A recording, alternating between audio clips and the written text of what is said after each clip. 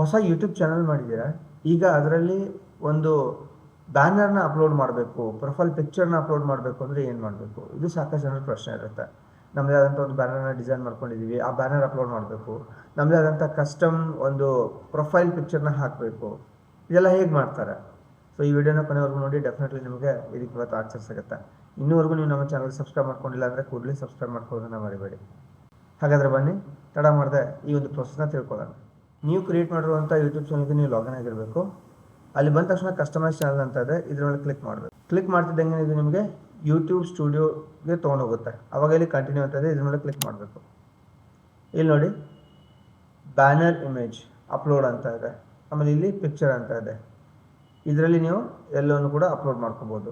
ಇದೆಲ್ಲ ಎಲ್ಲಿ ಬರುತ್ತೆ ಅಂತ ನಿಮಗೆ ತಿಳ್ಕೊಳ್ಳೋ ಆಸೆ ಇದ್ದರೆ ಇಲ್ಲಿ ಕಸ್ಟಮೈಸೇಷನ್ ಅಂತ ಇದೆ, ಇದರಲ್ಲಿ ಬರುತ್ತೆ. ಓಕೆ, ಇನ್ ಕೇಸ್ ನೀವು ಆಲ್ರೆಡಿ ಲಾಗಿನ್ ಆಗಿಬಿಟ್ಟಿದ್ರೆ ಅದು ಎಲ್ಲಿ ಬರುತ್ತೆ ಅಂತ ತಲೆಗೆಡ್ಸ್ಕೊಳ್ಳೋ ಅವಶ್ಯಕತೆ ಇಲ್ಲ. ಲೆಫ್ಟ್ ಹ್ಯಾಂಡ್ ಸೈಡಲ್ಲಿ ಕಸ್ಟಮೈಸ್ ಅಂತ ಇದೆ, ಈ ಕಸ್ಟಮೈಸೇಷನ್ ಕ್ಲಿಕ್ ಮಾಡಿದ್ರೆ ಅದರಲ್ಲಿ ಈ ಒಂದು ಪ್ರೊಫೈಲ್ ಮತ್ತು ಹೋಮ್ ಟ್ಯಾಬ್ ನಿಮಗೆ ಸಿಗುತ್ತೆ. ಓಕೆ, ಇನ್ ಕೇಸ್ ಅದೇನಾದರೂ ಡ್ಯಾಶ್ಬೋರ್ಡ್ ಮೇಲೆ ಇತ್ತು ಅಂತ ಅಂದ್ಕೊಳ್ಳಿ. ಡ್ಯಾಶ್ಬೋರ್ಡ್ ಮೇಲೆ ಇದ್ದಾಗ ಈ ಥರ ಕಾಣಿಸ್ತಾ ಇರುತ್ತೆ. ವಿಡಿಯೋದಲ್ಲಿ ಒಂದು ತೋರಿಸ್ತಾ ಇದ್ದಾರೆ, ಆದರೆ ನಮಗದು ಕಾಣಿಸ್ತಾ ಇಲ್ಲ, ನೀವು ಗಾಬರಿ ಆಗೋ ಅವಶ್ಯಕತೆ ಇಲ್ಲ. ಜಸ್ಟ್ ಈ ಬಾರ್ನ ಕೆಳಗಡೆ ಸ್ಕ್ರೋಲ್ ಮಾಡಿ ಕಸ್ಟಮೈಸೇಷನ್ ಮೇಲೆ ಕ್ಲಿಕ್ ಮಾಡಿ, ಆವಾಗ ಇಲ್ಲಿ ಪ್ರೊಫೈಲ್ ಅಂತ ಬರುತ್ತೆ. ಇಲ್ಲಿ ಆ ಬ್ಯಾನರ್ ಇಮೇಜ್ನ ಅಪ್ಲೋಡ್ ಮಾಡ್ಕೋಬೋದು. ಬ್ಯಾನರ್ ಇಮೇಜ್ ಸೈಜ್ ಏನಿರಬೇಕು ಅಂತ ಕೇಳಿದರೆ 2048 by 1152 ಪಿಕ್ಸೆಲ್ ಇರಬೇಕು. ಓಕೆ, ಇವಾಗ ಅಪ್ಲೋಡ್ ಅಂತ ಕೊಡಿ. ಇಲ್ಲೊಂದು ಬ್ಯಾನರ್ನ ನಾವು ಆಲ್ರೆಡಿ ಕ್ರಿಯೇಟ್ ಮಾಡಿದ್ದೀವಿ, ಸೊ ಹಾಗಾಗಿ ಇದನ್ನು ಸೆಲೆಕ್ಟ್ ಮಾಡ್ಕೊತಾ ಇದ್ದೀನಿ. ಸೆಲೆಕ್ಟ್ ಮಾಡಿಕೊಂಡು ಓಪನ್ ಅಂತ ಕೊಡ್ತೀನಿ. ಇವಾಗ ನೋಡಿ, ಇಲ್ಲಿ ಒಂದು ಸೇಫ್ ಏರಿಯಾ ಅಂತ ಇರುತ್ತೆ. ಆ ಸೇಫ್ ಏರಿಯಾದಲ್ಲೇ ನಮ್ಮ ಬ್ಯಾನರ್ ಬರಬೇಕು ಆ್ಯಕ್ಚುಲಿ. ಓಕೆ, ಈ ಥರ ಕಾಣಿಸ್ತಾ ಇದೆ ಈಗ. ಓಕೆ, ಸೊ ಇದನ್ನು ಬೇಕು ಅಂದರೆ ನಾವು ದೊಡ್ಡದು ಸಣ್ಣದು ಮಾಡ್ಕೋಬೋದು. ವಿವೇಬಲ್ ಆನ್ ಡೆಸ್ಕ್ಟಾಪ್. ಓಕೆ, ಡೆಸ್ಕ್ಟಾಪ್ ಮೇಲೆ ಇಷ್ಟು ಕಾಣಿಸುತ್ತೆ. ವಿವೇಬಲ್ ಆನ್ ಆಲ್ ಡಿವೈಸಸ್ ಅಂತ ಬಂದಾಗ ಇಷ್ಟೇ ಕಾಣಿಸುತ್ತೆ. ಡೆಸ್ಕ್ಟಾಪ್ ಮೇಲೆ ಪೂರ್ತಿ ಕಾಣಿಸುತ್ತೆ, ಈ ಥರ ಕಾಣಿಸ್ತಾ ಇದೆ ನೋಡಿ. ಓಕೆ, ಇಷ್ಟು ಮಾಡಿಕೊಂಡು ನೀವು ಡನ್ ಅಂತ ಕೊಟ್ಟರೆ ಇದು ನಿಮ್ಮ ಬ್ಯಾನರ್ನ ಇವಾಗ ಅಪ್ಲೋಡ್ ಮಾಡಿದೆ. ಓಕೆ, ಡೆಸ್ಕ್ಟಾಪ್ ಮೇಲೆ ನಿಮ್ಮ ಪೂರ್ತಿ ಬ್ಯಾನರ್ ಅಪ್ಲೋಡ್ ಆಗಿದೆ ಇವಾಗ.